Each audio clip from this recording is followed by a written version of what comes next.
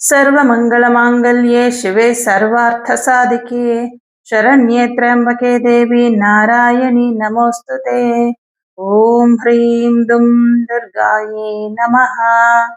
ಓಂ ಶ್ರೀ ಗುರುಭ್ಯೋ ನಮಃ. ನಮ್ಮ ಯೂಟ್ಯೂಬ್ ವಾಹಿನಿಯ ಸಮಸ್ತ ವೀಕ್ಷಕರಿಗೆ ನಿಮ್ಮ ನೇತ್ರಾವತಿ ಮಾಡುವ ನಮಸ್ಕಾರಗಳು. ಮಾಸ ಭವಿಷ್ಯ ಕಾರ್ಯಕ್ರಮಕ್ಕೆ ನಿಮ್ಮೆಲ್ಲರಿಗೂ ಆತ್ಮೀಯವಾದ ಸ್ವಾಗತ.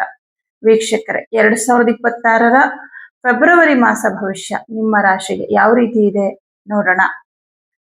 ಮಿಥುನ ರಾಶಿ. ಮಿಥುನ ರಾಶಿಯವರಿಗೆ ನಿಮ್ಮ ರಾಶ್ಯಾಧಿಪತಿ ಆದಂತಹ ಬುಧ ಗ್ರಹ ಭಾಗ್ಯದಲ್ಲಿ ಸ್ಥಿತನಾಗಿರ್ತಾನೆ.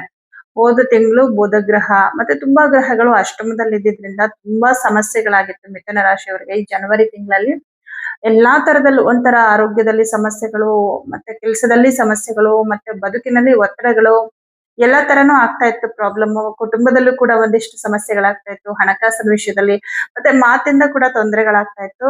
ಆದ್ರೆ ಈ ತಿಂಗಳಲ್ಲಿ ಆಲ್ಮೋಸ್ಟ್ ಎಲ್ಲಾ ಪ್ರಾಬ್ಲಮ್ಗಳನ್ನ ನಿಧಾನವಾಗಿ ಸಾಲ್ವ್ ಮಾಡ್ಕೊಳ್ಳೋಂತ ಟೈಮ್ ಅಂತ ಹೇಳ್ಬೋದು. ಯಾಕಂದ್ರೆ ಮೊದಲನೇದಾಗಿ ನಿಮ್ಮ ರಾಶ್ಯಾಧಿಪತಿ ಭಾಗ್ಯಕ್ಕೆ ಬಂದಿರ್ತಾನೆ. ಭಾಗ್ಯಸ್ಥಾನ ಅನ್ನೋದು ಧರ್ಮಸ್ಥಾನ ಅಷ್ಟೇ ಅಲ್ಲ, ಇದು ಒಂಥರ ಅದೃಷ್ಟ ಸ್ಥಾನ ಅಂತ ಹೇಳ್ಬೋದು. ನಿಮ್ಗೆ ಅದೃಷ್ಟವನ್ನ ಕೊಡುವಂತ ಭಾವ ಈ 9ನೇ ಮನೆ ಆಗಿರುತ್ತೆ. ಈ 9ನೇ ಮನೆಗೆ ರಾಹು ಬರೋದ್ರಿಂದ ಒಂದ್ ರೀತಿ ನಿಮ್ಗೆ ಆ ದೈವ ಬಲ ಸಿಕ್ತು ಅನ್ನೋ ತರದಲ್ಲಿ. ಈಗ ನೀವು ತುಂಬಾ ದೇವ್ರೇ ನನ್ಗೆ ಯಾಕೆ ಇಷ್ಟು ಕಷ್ಟ ಕೊಡ್ತೀಯ, ದೇವ್ರೇ ನನ್ನನ್ನು ಕಾಪಾಡು ಅಂತ ನಾವು ಎಷ್ಟೋ ಸಲ ಕಷ್ಟ ಸಂದರ್ಭಗಳಲ್ಲಿ, ಸಮಸ್ಯೆಗಳು ಬಂದಿರೋ ಸಂದರ್ಭಗಳಲ್ಲಿ ದೇವರನ್ನ ಕರಿತಾ ಇರ್ತೀವಿ, ದೇವ್ರ ಹತ್ರ ನಾವು ಪ್ರಾರ್ಥನೆ ಮಾಡ್ಕೊಳ್ತಿರ್ತೀವಿ. ಯಾವತ್ತೋ ಒಂದಿನ ದೇವರು ನಮ್ಮ ಒಂದು ಪ್ರಾರ್ಥನೆಗೆ ಮಣಿದು ನಮ್ಮ ಕಷ್ಟನ ಕಡಿಮೆ ಮಾಡ್ತಾನಲ್ವಾ, ಅಂತಹ ಒಂದು ಸಂದರ್ಭ. ತಕ್ಷಣ ನಾವು ಕೂಗಿದ ತಕ್ಷಣ ಬರಲ್ಲ ಪರಮಾತ್ಮ.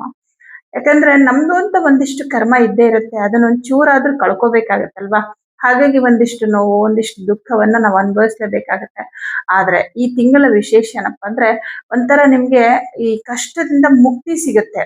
ಅಂದ್ರೆ ಏನು ತುಂಬಾ ಪ್ರಾಬ್ಲಮ್ ಕೊಡ್ತಾ ಇತ್ತು ನಿಮ್ಗೆ, ಈಗ ಕಳೆದ ಒಂದೂವರೆ ತಿಂಗಳಿಂದ ಏನು ತುಂಬಾ ಹಿಂಸೆ ಆಗ್ತಿತ್ತು ನಿಮ್ಮ ಆರೋಗ್ಯದ ಪರಿಸ್ಥಿತಿನ, ಆ ತರದ ನಿಜವಾಗ್ಲೂ ಆ ತರದಿದ್ರೆ ನಿಮ್ಮ ಆರೋಗ್ಯದಲ್ಲಿದ್ದಂತಹ ತೊಂದರೆಗಳು ನಿವಾರಣೆ ಆಗತ್ತೆ ಈ ತಿಂಗಳಲ್ಲಿ. ಅಂದ್ರೆ ಸರಿಯಾದ ರೀತಿಯಲ್ಲಿ ನಿಮ್ಗೆ ಟ್ರೀಟ್ಮೆಂಟ್ ಸಿಗೋದಾಗಿರ್ಬಹುದು.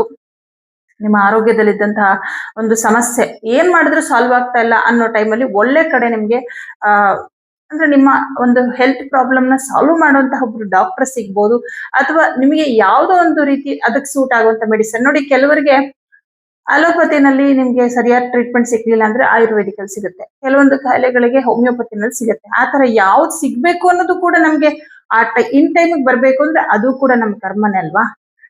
ಹಾಗಾಗಿ ಈ ತರ ನಿಮಗೆ ಏನೋ ಒಂದು ಒಳ್ಳೆ ಬದಲಾವಣೆ ಆಗತ್ತೆ. ಜೊತೆಗೆ ಬುಧ ನಿಮಗೆ ನಿಮ್ಮ ರಾಶ್ಯಾಧಿಪತಿ ಅಷ್ಟೇ ಅಲ್ಲ, ಚತುರ್ಥಾಧಿಪತಿ ಕೂಡ ಆಗಿರ್ತಾನೆ. ಹಾಗಾಗಿ ಮುಖ್ಯವಾಗಿ ಮನಃಶಾಂತಿ. ಚತುರ್ಥ ಅನ್ನೋದು ಮನಸ್ಸಿನ ನೆಮ್ಮದಿ. ಏನೋ ಒಂದು ಸ್ವಲ್ಪ ನೆಮ್ಮದಿ ಸಿಕ್ಕತ್ತೆ ಈ ತಿಂಗಳಲ್ಲಿ. ಚತುರ್ಥಾಧಿಪತಿಯಾಗಿ ಭಾಗ್ಯದಲ್ಲಿರೋದ್ರಿಂದ ಆಸ್ತಿ ವಿಚಾರದಲ್ಲಿ ತುಂಬಾ ತೊಂದರೆಗಳಿದೆ, ವ್ಯಾಜ್ಯಗಳಿದೆ ಅಂತಂದ್ರೆ ಅದನ್ನ ಸರಿ ಮಾಡ್ಕೊಳ್ಳೋದಕ್ಕೆ ಏನ್ ಮಾಡ್ಬೇಕು ಅನ್ನೋದ್ರ ಬಗ್ಗೆ ಕ್ಲಾರಿಟಿ ಸಿಕ್ಕುತ್ತೆ. ಅಂದ್ರೆ ಗೊಂದಲ ದೂರವಾಗಿ ಕ್ಲಾರಿಟಿ ಸಿಕ್ಕತ್ತೆ. ಮತ್ತೊಂದು ವಿಚಾರ ಏನಪ್ಪಾ ಅಂದ್ರೆ, ನಿಮ್ ಹತ್ರ ದುಡ್ಡಿದೆ ಆದ್ರೆ ಎಲ್ಲೂ ನಿಮ್ಗೆ ಒಂದು ಪ್ರಾಪರ್ಟಿ ತಗೊಳಕ್ ಆಗ್ತಾ ಇಲ್ಲ, ಅಥವಾ ನಿಮ್ಗೆ ಮನೆ ಅಥವಾ ಸೈಟ್ ತಗೋಬೇಕು ಅಂತ ಆಸೆ, ಲೋನ್ಗೋಸ್ಕರ ತುಂಬಾ ಪ್ರಯತ್ನ ಮಾಡ್ತಿದ್ದೀರಾ, ಆದ್ರೆ ಲೋನ್ ಆಗ್ತಾ ಇಲ್ಲ.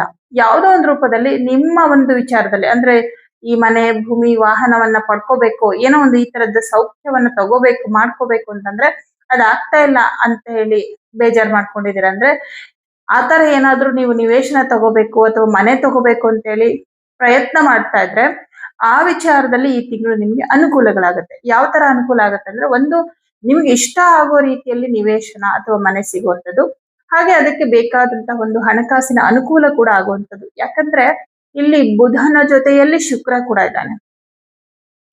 ಬುಧನಿಗೆ ಸಂಪೂರ್ಣವಾಗಿ ಶುಕ್ರ ಸಪೋರ್ಟ್ ಮಾಡ್ತಾನೆ. ಶುಕ್ರ ಅಂದ್ರೇನು, ಲೌಕಿಕ ಜೀವನದಲ್ಲಿ ನಮ್ಮ ಬಯಕೆಗಳನ್ನ ಈಡೇರಿಸೋನೆ ಶುಕ್ರ ಗ್ರಹ.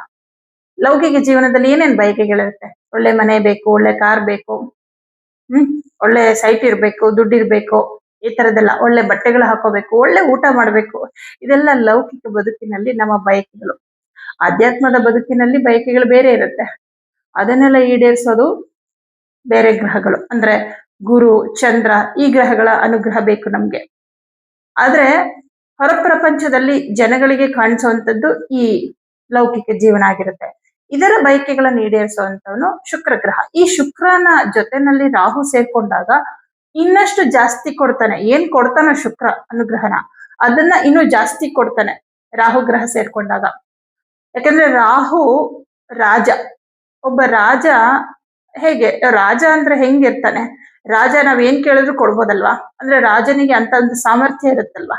ಹಾಗಾಗಿ ಈ ರಾಜನ ಜೊತೆ ಶುಕ್ರನು ಸೇರ್ಕೊಂಡಾಗ ನಿಮ್ಮ ರಾಷ್ಟ್ರಾಧಿಪತಿ ಕೂಡ ಅವ್ರ ಜೊತೆನೆಲ್ಲ ಇದ್ದಾಗ ನೀವೇನೇನು ಸಮಸ್ಯೆಗಳಿಂದ ಪ್ರಾಬ್ಲಮ್ ಇಂದ ಒದ್ದಾಡ್ತಿದ್ರು ಆ ಪ್ರಾಬ್ಲಮ್ಗಳೆಲ್ಲ ಆಲ್ಮೋಸ್ಟ್ ಸಾಲ್ವ್ ಆಗುತ್ತೆ ಈ ತಿಂಗಳಲ್ಲಿ. ಹಾಗೆ ಮನೆ ಭೂಮಿ ವಾಹನದ ವಿಚಾರದಲ್ಲಿ, ವಾಹನ ತಗೋಬೇಕು, ಸೈಟ್ ತಗೋಬೇಕು, ಇವುಗಳ ವಿಚಾರದಲ್ಲಿ ನಿಮ್ಗೆ ಏನ್ ಅಡೆತಡೆಗಳಿತ್ತು ಅದು ನಿವಾರಣೆ ಆಗುತ್ತೆ. ಇನ್ನು ಪಂಚಮಾಧಿಪತಿ ಶುಕ್ರ ಗ್ರಹ ಭಾಗ್ಯದಲ್ಲಿದ್ದಾನೆ. ವಿದ್ಯಾರ್ಥಿಗಳಿಗೆ ತುಂಬಾ ಅಂದ್ರೆ ತುಂಬಾ ಚೆನ್ನಾಗಿದೆ. ಯಾಕಂದ್ರೆ 9ನೇ ಮನೆ ಅನ್ನೋದು ಉನ್ನತ ವ್ಯಾಸಂಗವನ್ನ ತೋರಿಸುತ್ತೆ. ಹೈಯರ್ ಎಜುಕೇಶನ್ ಮಾಡ್ಬೇಕು, ಯಾವುದೋ ಒಂದು ದೇಶಕ್ಕೆ ಹೋಗ್ಬೇಕು ಹೈಯರ್ ಎಜುಕೇಶನ್ಗೋಸ್ಕರ, ಅಥವಾ ಯಾವುದೋ ಒಂದು ಕಾಲೇಜು ನಂಗೆ ಇಂಥ ಯೂನಿವರ್ಸಿಟಿನಲ್ಲೇ ಸೀಟ್ ಸಿಗ್ಬೇಕು, ಅದಕ್ಕೋಸ್ಕರ ತುಂಬಾ ಪ್ರಯತ್ನ ಮಾಡ್ತಾ ಇದ್ದೀರಾ. ಈ ರೀತಿ ನಿಮ್ಮ ಪ್ರಯತ್ನಕ್ಕೆ ತಕ್ಕಂತಹ ಫಲವನ್ನ ಶುಕ್ರ ಗ್ರಹ ಕೊಡ್ತಾ ಇದ್ದಾನೆ. ಹಾಗಾಗಿ ವಿದ್ಯಾರ್ಥಿಗಳಿಗೆ ತುಂಬಾನೇ ಚೆನ್ನಾಗಿದೆ. ಚತುರ್ಥ ಭಾವಾಧಿಪತಿ ಬುಧ ಗ್ರಹ ಭಾಗ್ಯದಲ್ಲಿರೋದ್ರಿಂದ ಮನೆಯಲ್ಲಿ ತಾಯಿಯ ವಿಚಾರದಲ್ಲಿ ಏನಾದ್ರೂ ಸಮಸ್ಯೆಗಳಿತ್ತು, ನಿಮ್ಮ ತಾಯಿಯವರ ಆರೋಗ್ಯದಲ್ಲಿ ತೊಂದರೆಗಳಿತ್ತು, ಈ ತರದ ಸಮಸ್ಯೆಗಳು ನಿವಾರಣೆ ಆಗುತ್ತೆ. ಯಾಕಂದ್ರೆ ಈ ಮೊದಲು ಅಷ್ಟಮದಲ್ಲಿ ಬುಧ ಇದ್ದಾಗ ಮನೆಯಲ್ಲಿ ತಾಯಿ ಮತ್ತೆ ತಂದೆಯ ವಿಚಾರವಾಗಿ ಸ್ವಲ್ಪ ಸಮಸ್ಯೆಗಳಿತ್ತು, ಅವ್ರ ಆರೋಗ್ಯದಲ್ಲಿ ಏನೋ ತೊಂದರೆಗಳಾಗ್ತಿತ್ತು ಅಂತೆಲ್ಲ ನಾನು ಹೇಳಿದ್ದೆ ಜನವರಿ ತಿಂಗಳಲ್ಲಿ. ಆದ್ರೆ ಈಗ ಆ ಪ್ರಾಬ್ಲಮ್ಗಳು ಸಾಲ್ವ್ ಆಗುವಂತಹ ಟೈಮ್ ಬಂದಿದೆ ಅಂತ ಅನ್ಕೊಳ್ಳಿ. ಇನ್ನು 6ನೇ ಮನೆ ಅಧಿಪತಿ ಕುಜಗ್ರಹ ಅಷ್ಟಮದಲ್ಲಿದ್ದಾನೆ. ಬೇರೆಯವರ ಕೈ ಕೆಳಗೆ ಕೆಲಸ ಮಾಡುವಂತವ್ರಿಗೆ ಜವಾಬ್ದಾರಿಗಳು ಜಾಸ್ತಿ ಇರುತ್ತೆ, ಟೆನ್ಷನು ಇರುತ್ತೆ. ಯಾಕಂದ್ರೆ ತುಂಬಾ ಜವಾಬ್ದಾರಿಗಳಿರುತ್ತೆ. ಕೆಲಸ 6ನೇ ಮನೆ ಅನ್ನೋದು ನಿಮ್ಮ ಸೇವೆಯನ್ನ ತೋರಿಸುತ್ತೆ. ಅಂದ್ರೆ ಈ ಟೈಮ್ ಅಲ್ಲಿ ನೀವು ಹೆಚ್ಚು ಹೆಚ್ಚು ಕೆಲಸವನ್ನ ಮಾಡಬೇಕು ಅನ್ನೋದನ್ನ ತೋರಿಸುತ್ತೆ. ಯಾಕಂದ್ರೆ ಆ ಅಧಿಪತಿ ಉಚ್ಚ ಕ್ಷೇತ್ರದಲ್ಲಿ ಇರೋದ್ರಿಂದ. ಆದ್ರೆ ನಿಮ್ಗೆ ಅದು ತುಂಬಾ ಕಷ್ಟ ಆಗತ್ತಾ?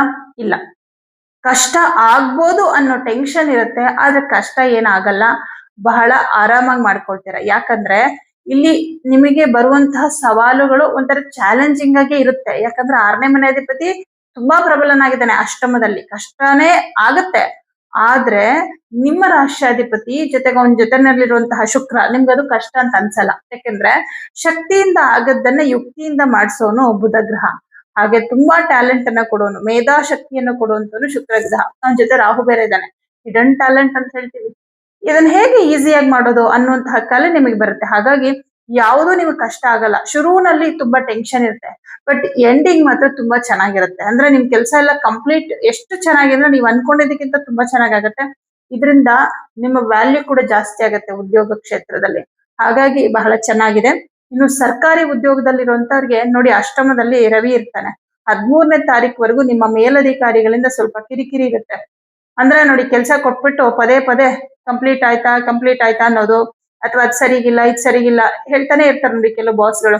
ಆ ತರದ್ದೆಲ್ಲ ಇರುತ್ತೆ. ಒಂದು ಎಲ್ಲಿವರೆಗೂ ಅಂದ್ರೆ 13ನೇ ತಾರೀಕುವರೆಗೂ ಇರುತ್ತೆ. ಆಮೇಲೆ ಸೂರ್ಯಗ್ರಹ ಭಾಗ್ಯಸ್ಥಾನಕ್ಕೆ ಕೊಟ್ಟೋದ್ಮೇಲೆ ಈ ಪ್ರಾಬ್ಲಮ್ ಸಾಲ್ವ್ ಆಗತ್ತೆ.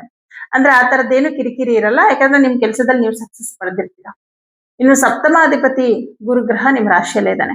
ಸ್ವಂತ ಉದ್ಯೋಗವನ್ನ ಮಾಡುವಂತವರಿಗೆ ಲಾಭ ತುಂಬಾ ಚೆನ್ನಾಗಿದೆ. ಕುಟುಂಬದಲ್ಲಿ ಹಣಕಾಸಿನ ವಿಷಯದಲ್ಲಿ ಇದ್ದಂತಹ ಸಮಸ್ಯೆಗಳು ನಿವಾರಣೆ ಆಗುತ್ತೆ.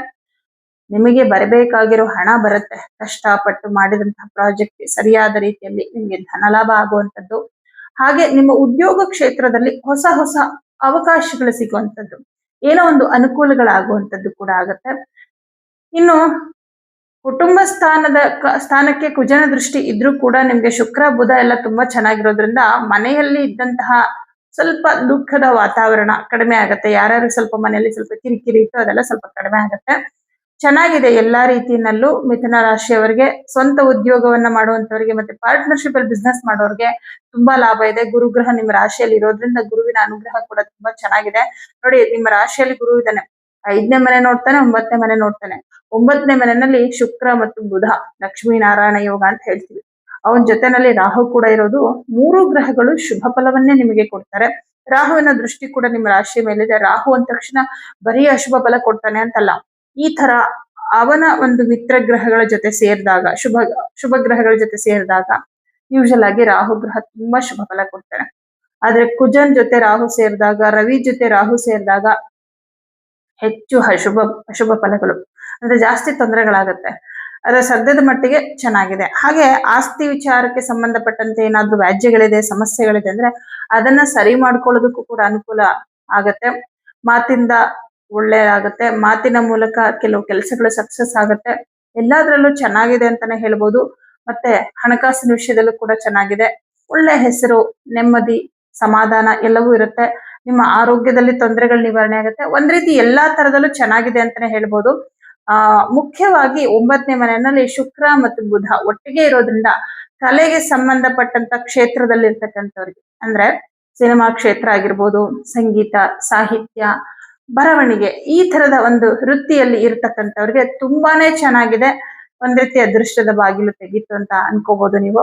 ಹಾಗಾಗಿ ಮಿಥುನ ರಾಶಿಯವರಿಗೆ ಎಲ್ಲಾ ವಿಚಾರದಲ್ಲೂ ಕೂಡ ಈ ತಿಂಗಳು ಬಹಳ ಬಹಳ ಶುಭ ಫಲವನ್ನ ಪಡೆಯುವಂತಹ ತಿಂಗಳಾಗಿರುತ್ತೆ. ಆದ್ರೆ 13ನೇ ತಾರೀಕುವರೆಗೂ ಅಷ್ಟಮದಲ್ಲಿರ್ತಕ್ಕಂಥ ಸೂರ್ಯನಿಂದ ಉದ್ಯೋಗ ಕ್ಷೇತ್ರದಲ್ಲಿ ಸ್ವಲ್ಪ ನಿಮ್ಮ ಮೇಲಧಿಕಾರಿಗಳಿಂದ ಕಿರಿಕಿರಿ ಇರುತ್ತೆ. ಅದಕ್ಕೋಸ್ಕರ ಪ್ರತಿದಿನ ಬೆಳಗ್ಗೆ ಆದಿತ್ಯ ಹೃದಯ ಮಂತ್ರವನ್ನ ಹೇಳ್ಕೊಡಿ. ಇದರಿಂದ ಸ್ವಲ್ಪ ಕಿರಿಕಿರಿಗಳು ಕಡಿಮೆ ಆಗತ್ತೆ ಅಷ್ಟೇ. ಬೇರೆ ಎಲ್ಲಾ ವಿಚಾರದಲ್ಲೂ ತುಂಬಾ ಚೆನ್ನಾಗಿದೆ. ಎಲ್ರಿಗೂ ಶುಭವಾಗಲಿ.